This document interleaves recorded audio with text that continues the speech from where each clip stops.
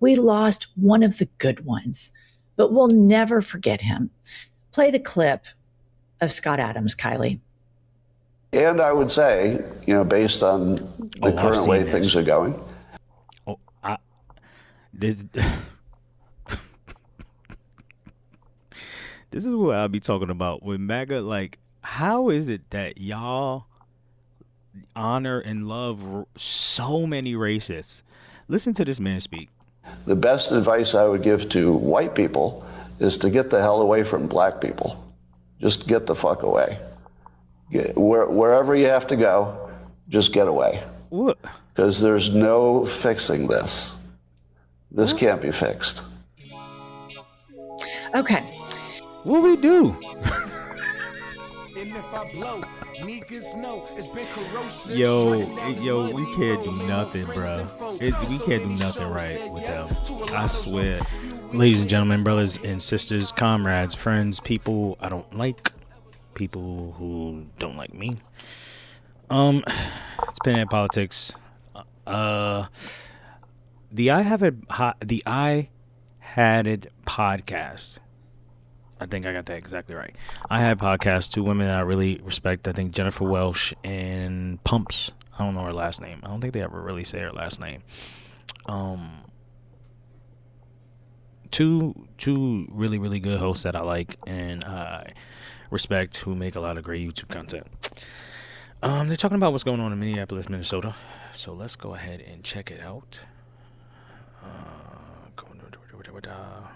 It is with the heaviest of hearts that we sit here and report on all of the egregious human rights violation and the reigns of terror happening around the world. What is happening in Minneapolis, Minnesota is straight out of the Gestapo. And I want to remind everybody that as we're all watching this, Iranians are fighting for democracy, are standing up to a horrific regime. And Jennifer Jacob has reported that at least 12,000 people are dead, possibly as many 20,000. They've been killed in Iran. As phone lines and backup calls from inside the Islamic Republic, they have downed all of the internet. And so we're sending our love and peace and learning more about this so that we can articulately and accurately report on it. In the interim, speaking of non-secular people that want to do away with democracy, here's an ICE agent in Minnesota. And this is really important, you guys. After they shot a woman in the face, murdered her, executed her, they haven't ramped down. They've intentionally ramped up, and they're sending more people there, and they're becoming more unhinged. Play the clip. For those of you that are simply listening, it's a man, a legal observer, filming, standing, minding his own business, and an ICE agent comes up, two hands, and just shoves him in the chest and knocks him down. And this ICE situation is getting kind of out of control. Everybody knows Renee Good. That's a tragic story. Woman in her 30s, 3 kids, gets into an altercation with ICE enforcement. One thing leads to another. She tries to drive away. She gets shot in the face 3 times. I've seen police use restraint in a lot of situations, and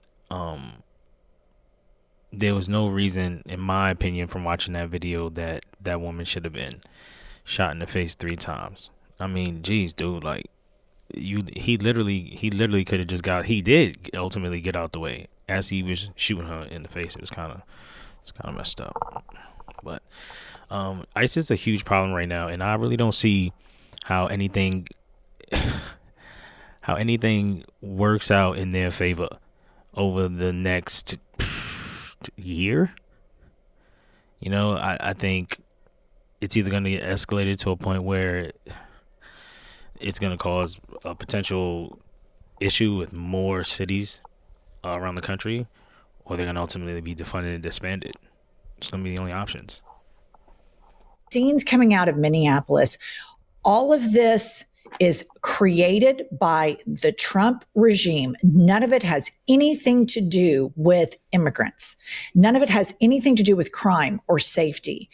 All of this is increasing crime by ICE agents committing crimes and making the entire city less safe. All of it is cloaked in racism and white supremacy and terrorizing people. And this is absolutely no different than Hitler's Gestapo. Before Pumps starts to talk, I do want to piggyback off that and say, like, there is a lot of people who say that they voted for this, but for some reason, I don't see as many of our brothers and sisters on the right defending any of it.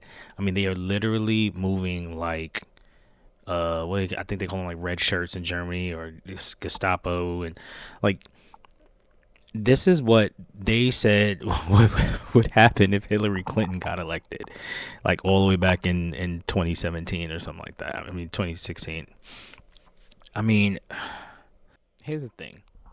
Charlie Kirk got shot. I think a lot of us rightfully asked where people's humanity was. You know, people who decided that they were going to take a little bit too much joy in the fact that this man was shot horrifically on like a live stream, and like what that means and what that looks like for a country and a generation of children who are at college who see that is horrifying. And to see the justification that the right is taken, and why this woman was murdered and her life was taken away from her family and her children like that is really, really heartbreaking, because I think rightfully so, a lot of people, I certainly saw more prominent Democrats and even liberal figures come out and condemn that and say how sorry they were that Charlie died. I didn't see any of them celebrating, just regular like normal people who kind of really didn't give a damn. But to see how the right collectively just kind of walks towards this justification of this woman dying like that, it's just kind of sad. It reminds you a lot of authoritarianism, fascism. I don't see how it can't, you know. I look at this, and every time I hear someone on the right say domestic terrorist, I'm thinking ICE. They are the Facts. domestic terrorist, someone that is protesting and lawfully there exercising a First Amendment right. That's not a domestic terrorist. ICE is the domestic terrorist, in my opinion. I completely agree. And here we have ICE agents, they just go batshit. They go absolutely bananas, because I think you have to understand the type of people that have been recruited. These are the January 6th style people. These are the Proud Boys. These are the Oath Keepers. These are people whose default setting is extreme racism, extreme ultra. Yeah, and I think I saw somewhere that they were specifically hiring Proud Boys. I forgot. I don't think you can. Hold on. Okay, that's better. I love that thing. They were specifically hiring J6ers and Proud Boys, I think. Hold on. Okay. Democrats want to know if ICE is hiring January 6 rioters. The Independent reports. Alex Woodward reports for The Independent. House Democrats are investigating whether Kristi Noem Department of Homeland Security has hired January 6 rioters and others connected to the Capitol attack as Donald Trump's administration launches a hiring spree for its mass deportation campaign. Representative Jamie Raskin, the top Democrat on the House Judiciary Committee, is asking for hiring records and other information to determine whether any of the roughly 1,600 people charged in the connection with the attack are among the ranks of mass immigration and customs enforcement and custom and border protection officers. I've dragged, tackled, beaten, tased, shot, and killed citizens and non-citizens alike in the communities across the country. Trump has pardoned virtually all of them in his first day in office, including dozens of defendants who assaulted law enforcement. Got a little more here. The congressman alleges Homeland Security seems to be courting pardoned rioters with recruitment campaigns invoking white nationalist dog whistles. appeals like groups to the Proud Boys, Oath Keepers, and relaxed vetting process according to Raskin's letter. This means that they are literally specifically courting people who they know will antagonize the community and go into these cities where all these brown people are, and they won't hesitate to do the things that these disgusting people in the administration want to do. Unique among all law enforcement agencies and branches of armed services, ICE agents conceal their identities wearing masks and removing names from their uniforms, Raskin wrote. Why is that? Why do National Guard members, state, county, local police officers, and members of the Army, Navy, Air Force, and Marines all routinely work unmasked, while ICE agents work masked? Nationalism and extreme toxic masculinity. Nobody can say anything to me. And it's important to remember that everybody that worked with Trump during his first administration came out of that administration and said he is a fascist through and through. He says he told his this is manufactured terror. They are manufacturers of terror to terrorize the American. So there's a woman that they watch getting pulled from her car. It's pretty sad to watch. I'm not gonna lie. But this is part of what it is that we're dealing with in this country. So here's a woman in her car. ICE agents approach. Of course, they have masks on because they're pussies, because they're cowards and they won't show their faces. This woman is saying, I'm just trying to get through traffic. I'm just trying to get through traffic. They're hunting her down, screaming at her. And it escalates so much that the ICE agents on the other side break the passenger window and they start pulling this woman out of the car, cut her seatbelt so that they can get her out. And hopefully you can hear the audio in just a second. She reveals that she is disabled and on her way to a doctor's appointment.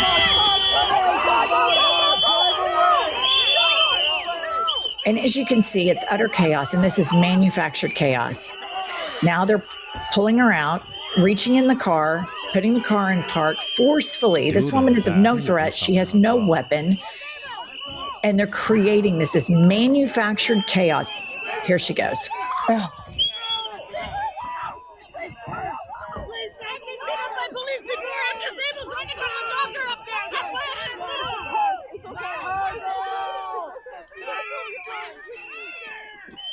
Okay. Destroying proper. It's just. This is manufactured terror. They are manufacturers of terror to terrorize the American public because these people are broken. These people will never be happy. Their weird sect of Christianity has not been enough to fill them up. They have everything they want. They have the House, they have the Senate, they have the presidency, they have the Supreme Court. White people have a greater advantage to make money, and they're still miserable. They still sit around angry. A lot of these white people that sit and consume Fox News sit in very safe neighborhoods, never around somebody of a different skin color. Yet they still sit there and machinate over stuff like this. You know, I gotta piggyback off that. That's absolutely correct. I live in a deeply red state, and I'm not gonna lie. When I have a lot of the conversations with the people I have them with, and I have a lot of them with libertarians, Republicans. Actually, some white people have never actually been to these cities or even been around these real communities of brown people. I really do wonder why they care so much. You know, like they never leave the small town that they actually have been living in their whole life, and they never really plan to. Yet they have such large, serious opinions about what's going on with black and brown people in the city, and whether or not they have blue hair or not, you know, or whether or not they like a woman likes a woman, or somebody has a child who's going through gender, like what do they call it? Gender reaffirming care. You know, it's insane. I can't even wrap my head around it sometimes. There is a brokenness and a cancer in a third of the American population that now is on full display. And But in real talk, in all fairness though, like rich people have convinced them that we are and they are those people are the enemy. That's really the problem. They really believe that Elon Musk is benevolent to some degree, or Peter Thiel and JD Vance and Trump, these rich people who have never been around them in decades. They really believe that they have their best interests at heart, which is terrifyingly sad. alarming and disturbing as this is to see, I want to remind everybody the overwhelming majority of Americans oppose this with every fiber, every molecule of DNA, and speak out unapologetically to these fascist, low T, pink arm Nazis. Bars. I'm gonna be honest with you. Listen, this is why I wanted to elevate these two ladies. You know, when I was growing up, my mom was very, very specific. She always taught me, don't ever forget that white people have been fighting with us for abolition and freedom as long as we've been fighting. A lot of them have seen it too, and I think that's because my mom has dealt with a lot of colorism in her life, and I've dealt with a lot of colorism in my life. So I think I can relate and understand. That being said, these two are fierce, honest, and 100% fight for the working class and human rights. And this is why I specifically wanted to point them out and make sure that we, as not only progressives, but black progressives, always try to elevate and promote each other and give each other these files and make sure that we're keeping the community and passing along the information, so that this way everybody can be aware of who is operating in good faith and who is not. This MAGA guy named Scott Adams, he recently died of cancer. Okay. JD Vance and Kanks roll out, the thoughts and prayer stuff. Put up JD Vance's tweet. JD Vance tweets, Scott Adams was a true American original and a great ally to the President of the United States and the entire administration. My prayers go out to Scott and all of you who loved him. We lost one of the good ones, but we'll never forget him. Play the clip of Scott Adams, Kylie. And I would say, based on the current way things are going. This is what I'll be talking about with MAGA. Like, how is it that y'all honor and love so many racists? Listen to this man speak. The best advice I would give to white people is to get the hell away from black people. Just get the fuck away. Wherever you have to go, just get away. What? Because there's no fixing this. This can't be fixed. Okay. What we do? Yo, we can't do nothing, bruh. We can't do nothing right with them. I swear. And this is why when people say, like, not every Republican's a racist, but every racist is a Republican, it's because you have people like this whose only real identity to the party is their whiteness. And that's how they identify it, because they latch on to this old fashioned archaic idea of what conservatism and what a true blue American is, So as you can see, this is an absolute horrible, unrepentant racist of the worst kind. And I would say that his position is not as big of an outlier in the Republican Party as many people on the coast may think. But it's important to point out here that JD Vance sent that effusive tweet of grief and mourning to this man.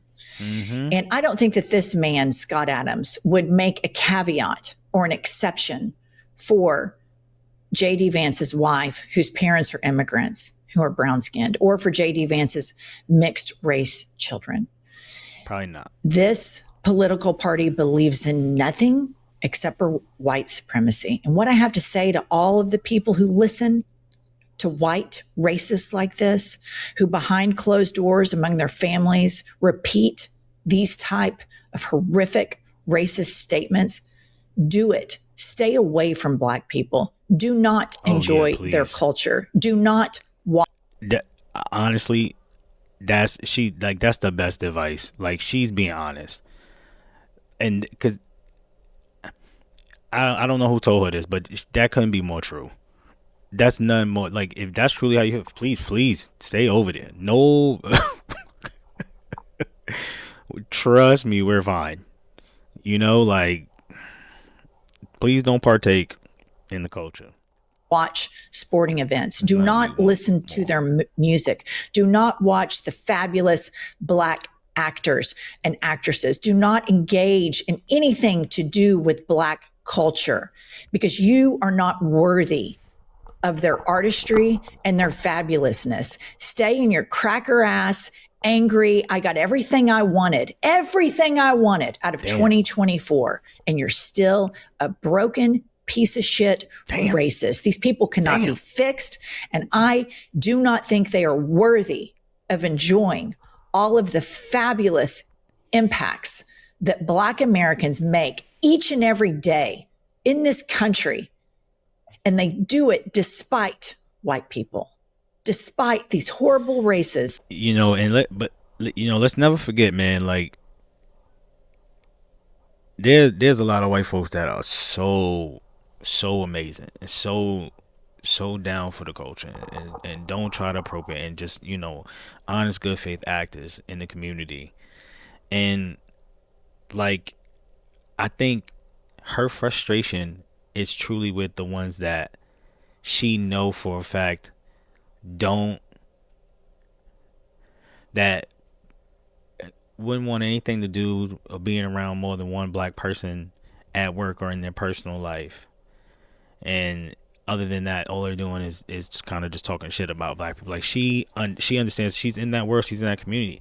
And I think it couldn't be more true, because it's spilling into the politics so much that it's bleeding into the daily mainstream rhetoric. And she, as a white person, is completely fed up and tired of it. I mean, they're able to achieve such beauty and such greatness. And this administration is just so incredibly shitty and diabolical. It's sometimes just so much to absorb how cruel people are. They're so cruel. And I like you, the first thing I thought was, J.D. Vance says this about just an unrepentant racist with mixed race children. Like, of course, I've seen and heard him do that before, but I'm just like, he's just not even leaving any room between a racist. I mean, no paper could get between him and a white supremacist.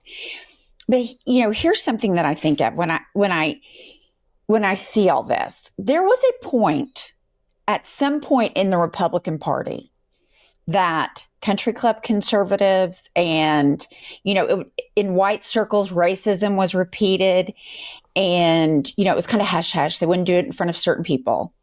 Now you have the president, the vice president, loud and proud, you know, outgoing, just full blown racist. Pete Hegseth, he can't talk about racism quick enough. How does that affect the generations moving forward? We actually made progress with the civil rights movement. Now we're going so far. I'm sorry to cut off again, but I'm about to let her cook. But she's absolutely right. I think Mehdi Hassan was one person that said this is a generation of kids that are coming up in this next election cycle that have only ever known the politics in the era of Donald Trump. That's insane. Where I grew up with, like, politicians that had some semblance of decorum. This new generation of kids who are going to grow up in politics are going to think that this is truly the norm. And who knows what they might bring forward. Far backwards.